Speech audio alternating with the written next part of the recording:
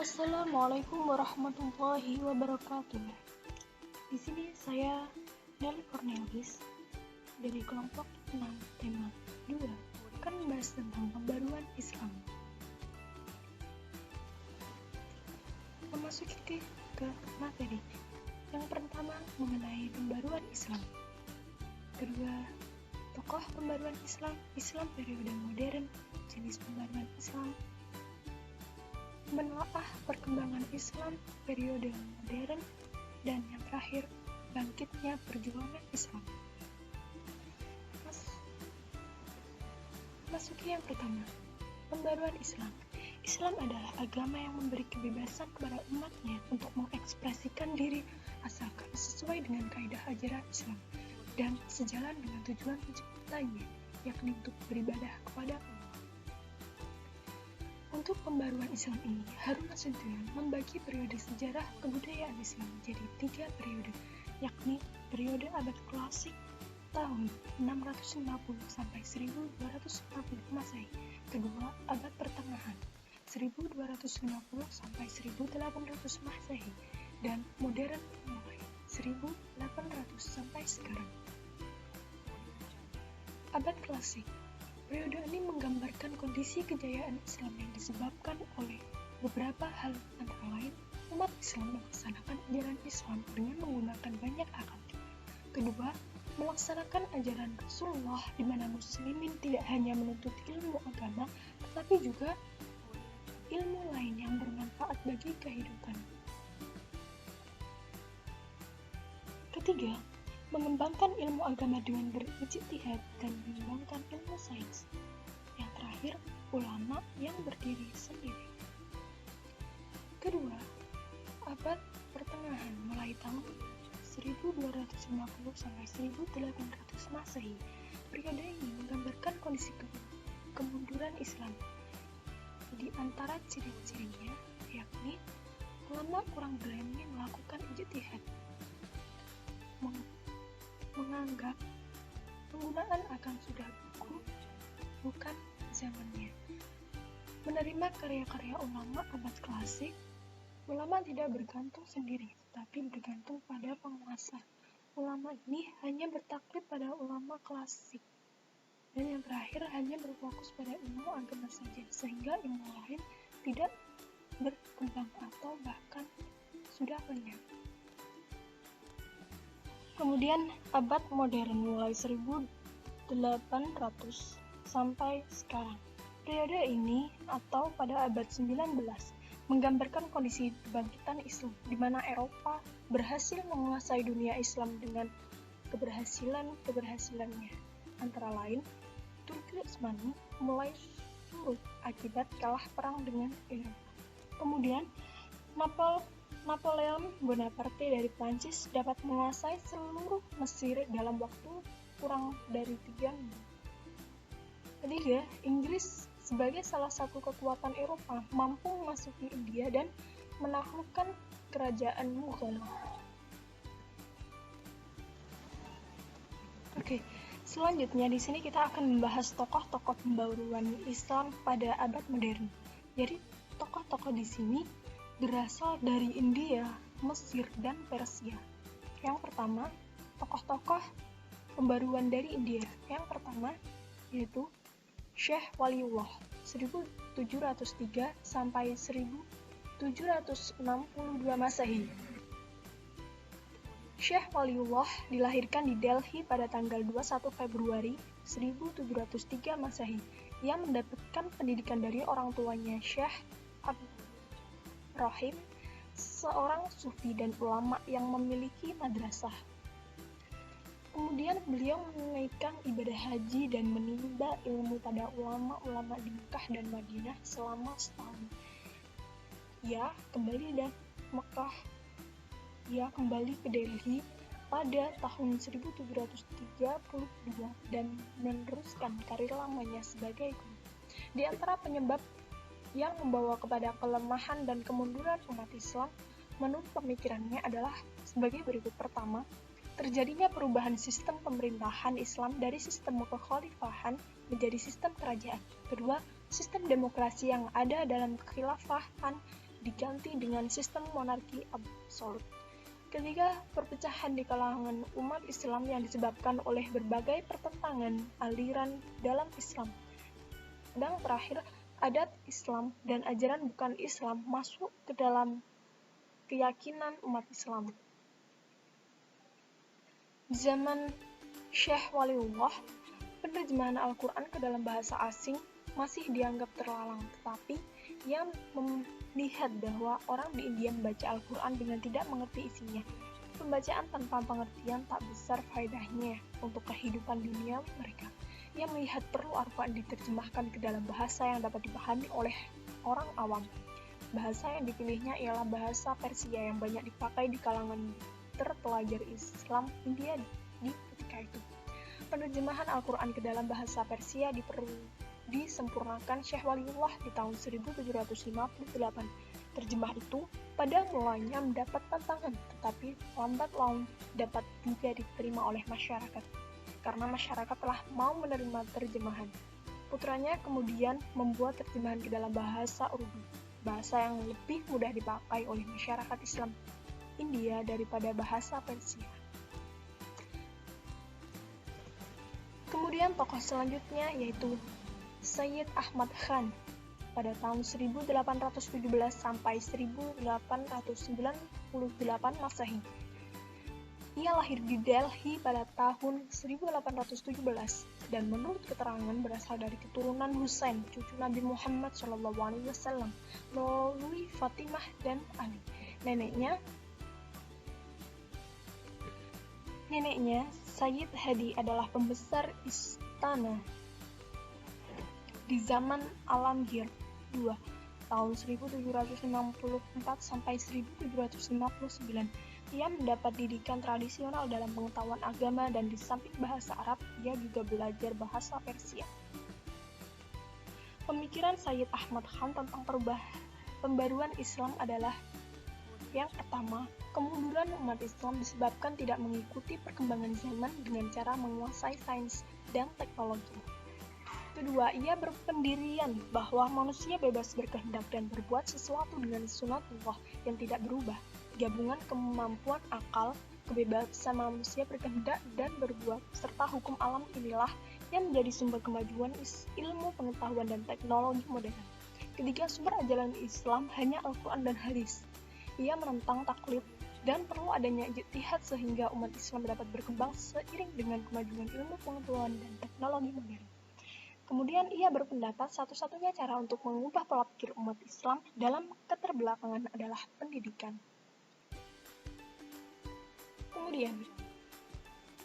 Kemudian tokoh yang ketiga adalah Muhammad Iqbal tahun 1876 sampai 1938 Masehi. Beliau berasal dari keluarga golongan menengah di Punjab dan lahir di Sialkot pada tahun 1876. Untuk meneruskan studi, ia kemudian pergi ke Lahore dan belajar di sana sampai ia memperoleh gelar kesarjanaan MA. Di kota itulah ia berkenan dengan Thomas Arnold, seorang orientalis, yang menurut keterangan mendorong pemuda Iqbal untuk melanjutkan studi di Inggris. Berbeda dengan pembaruan-pembaruan lain, Muhammad Iqbal adalah penyair dan filosof, tetapi pemikirannya mengenai kemunduran dan kemajuan umat Islam mempunyai pengaruh pada gerakan pembaruan dalam Islam. Pemikiran Muhammad Iqbal tentang pembaruan Islam adalah ijtihad mempunyai kedudukan penting dalam perubahan Islam dan pintu ijtihad tetap terbuka. Umat Islam perlu mengembangkan sikap dinamisme dalam syiarnya. Ia mendorong umat Islam untuk bergerak dan jangan tinggal diam. Kemudian kemunduran umat Islam disebabkan oleh kebekuan dan kejumudan dalam berpikir. Hukum Islam tidak bersifat statis, tetapi dapat berkembang sesuai perkembangan zaman. Kemudian umat Islam harus menguasai sains dan teknologi yang dimiliki Barat. Yang terakhir, perhatian umat Islam terhadap zuhud menyebabkan kurangnya perhatian terhadap masalah-masalah keduniaan dan sosial kemasyarakatan. Kemudian selanjutnya, tokoh pembaru dari Mesir yang pertama yaitu Muhammad Ali Pasha pada tahun 1755 sampai 1849. Jadi Muhammad Ali Pasha lahir di Kawalah, Yunani pada tahun 1765 Masehi, adalah seorang keturunan Turki yang meninggal di Mesir pada tahun 1847 Masehi. Ide gagasan dari Muhammad Ali Pasha sangat inovatif pada zaman antara lain bahwa untuk mendirikan sekolah-sekolah modern dan memasuki ilmu-ilmu modern dan sains ke dalam kurikulum. Kemudian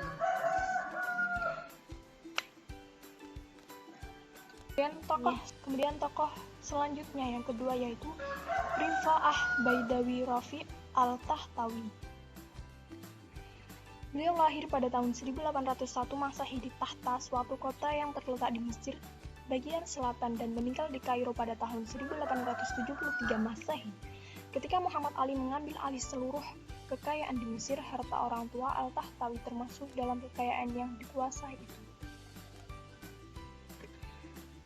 Beberapa pemikirannya tentang pembaruan Islam, antara lain ajaran Islam bukan hanya mementingkan soal akhirat. Kemudian kekuasaan raja absolut harus dibatasi oleh syariat. Syariat harus diartikan sesuai dengan perkembangan modern. Kaum ulama harus mempelajari filsafat dan ilmu pengetahuan modern. Pendidikan harus bersifat universal. Kemudian umat Islam harus dinamis dan meninggalkan sifat statis. Tokoh yang ketiga yaitu Jamaluddin Al-Afghani. Beliau lahir di Afghanistan pada tahun 1839 dan meninggal dunia di Istanbul pada tahun 1897. Ketika baru berusia 22 tahun, ia telah menjadi pembantu bagi Pangeran Dost Muhammad Khan di Afghanistan. Dia tahun 1864 yang menjadi penasihat Sher Ali Khan. Beberapa tahun kemudian, ia diangkat oleh Muhammad Al-Azam Khan menjadi Perdana Menteri. Beberapa pemikiran Jamaluddin Al-Afghani tentang pembaruan Islam yaitu kemunduran Islam tidak disebabkan karena Islam tidak sesuai dengan perkembangan zaman dan perubahan kondisi. Untuk mengembalikan kejayaan pada masa lalu dan sekaligus menghadapi dunia modern, umat Islam harus kembali kepada ajaran Islam yang murni dan Islam harus dipahami dengan akal serta kebebasan. Kemudian yang ketiga, cara pemerintahan autokrasi dan absolut harus diganti dengan pemerintahan demokrasi. Tidak ada pemisahan antara agama dan politik. Kemudian tokoh selanjutnya yaitu Muhammad Abduh. Pada tahun 1849 sampai 1905 Masehi, Muhammad Abduh dilahirkan di Mesir pada tahun 1849 Masehi. Bapaknya bernama Abdul Hasan Khairullah, berasal dari Turki yang telah lama tinggal di Mesir. Ibunya berasal dari bangsa Arab yang selisihnya meningkat sampai ke suku bangsa Umar bin Al-Khattab. Ada ide-ide pembaruan Muhammad Abduh yang membawa dampak positif bagi pengembangan pemikiran Islam adalah: yang pertama, membuka pintu ijtihad. Kedua, penghargaan terhadap akal. Dan yang ketiga, kekuasaan negara harus dibatasi oleh konstitusi yang telah dibuat oleh negara yang bersangkutan. Kemudian tokoh selanjutnya Muhammad Rashid Ridho. Tokoh ini lahir tahun 1865 di Al-Kholamun, suatu desa di Lebanon yang terletak tidak jauh dari kota Tripoli, Suriah. Menurut keterangan, ia berasal dari keturunan Al-Husain cucu Nabi Muhammad SAW. Oleh karena itu, ia memakai gelar Al-Sayyid di depan namanya. Beberapa pemikiran Rashid Ridho tentang pembaruan Islam, di antaranya sikap aktif dan dinamis di kalangan umat Islam harus ditumbuhkan. Kemudian, umat Islam harus meninggalkan sikap dan pemikiran kaum Jabariyah. Akal dapat digunakan untuk menafsirkan ayat dan hadis tanpa meninggalkan prinsip umum. Umat Islam menguasai sains dan teknologi jika ingin maju. kemunduran umat Islam disebabkan banyaknya unsur bid'ah dan khurafat yang masuk ke dalam ajaran Islam. Kebahagiaan dunia akhirat diperoleh melalui hukum dan diciptakan Allah. Kemudian perlu menghidupkan kembali sistem pemerintahan khalifah. Khalifah adalah penguasa di dunia Islam dan mengurus bidang agama dan politik. Khalifah haruslah seorang mujtahid besar dengan bantuan para ulama dalam menerapkan prinsip hukum Islam sesuai dengan tuntutan zaman. Kemudian tokoh pembaru dari Turki yang pertama yaitu Sultan Mahmud II tahun 1785 sampai 1939 Masehi. Jadi Mahmud lahir pada tahun 1785 dan mempunyai didikan tradisional antara lain pengetahuan agama, pemerintahan, sejarah dan sastra Arab, Turki dan Persia. Dia diangkat menjadi sultan pada tahun 1807 dan meninggal pada tahun 1839. Sultan banyak melakukan gerakan pembaruan dalam Islam, yaitu menerapkan sistem demokrasi dalam pemerintahannya, kemudian menghapus pengutusan sultan yang dianggap suci oleh rakyatnya, memasukkan kurikulum umum ke dalam lembaga-lembaga pendidikan madrasah, kemudian mendirikan sekolah maktabi ma'arif yang mempersiapkan tenaga-tenaga administrasi dan maktabi ulum adabiyah yang mempersiapkan tenaga-tenaga ahli penerjemah. Kemudian yang terakhir mendirikan sekolah kedokteran, militer dan teknik. Oke, selanjutnya di sini kita akan membahas tentang pengaruh gerakan pembaruan terhadap perkembangan Islam di Indonesia. Gerakan pembaruan Islam di Indonesia yang muncul di Mesir, India, dan Turki pada abad modern secara langsung dan tidak langsung berpengaruh pada gerakan Islam di Asia Tenggara. Dari pengaruh tersebut diakui oleh tokoh-tokoh Islam dan intelektual Indonesia berikutnya. Dari buku H.A. Mukji Ali dapat diketahui bahwa ada 5 faktor pendorong munculnya gerakan pembaruan Islam di Indonesia, yaitu yang pertama, adanya kenyataan ajaran Islam yang tercampur dengan kebiasaan yang bukan Islam. Kedua, adanya lembaga pendidikan Islam yang kurang efisien. Adanya kekuatan misi dari luar Islam yang mempengaruhi gerakan dakwah Islam. Adanya gejala dari golongan intelijensia tertentu yang merendahkan Islam. Kemudian adanya kondisi politik ekonomi sosial Indonesia yang buruk akibat penjajahan. Melihat realitas tersebut, maka para ulama pembaru Islam Indonesia melakukan 5 gerakan besar pembaruan, yaitu yang pertama membersihkan Islam dari pengaruh yang bukan Islam. Yang kedua, mereformulasi doktrin Islam dengan pandangan alam pikiran modern. 3. Mereformasi penafsiran terhadap pendidikan Islam. Mempertahankan Islam dari desakan dan pengaruh luar Islam. Dan yang terakhir, melepaskan Indonesia dari belenggu.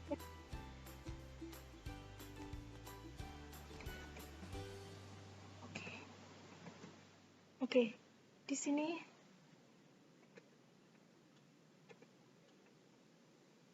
saya, Melly Cornelis, mengucapkan terima kasih dan mohon maaf apabila ada salah-salah kata. Akhirul qawli ihdinas siratal mustaqim. Wassalamualaikum warahmatullahi wabarakatuh.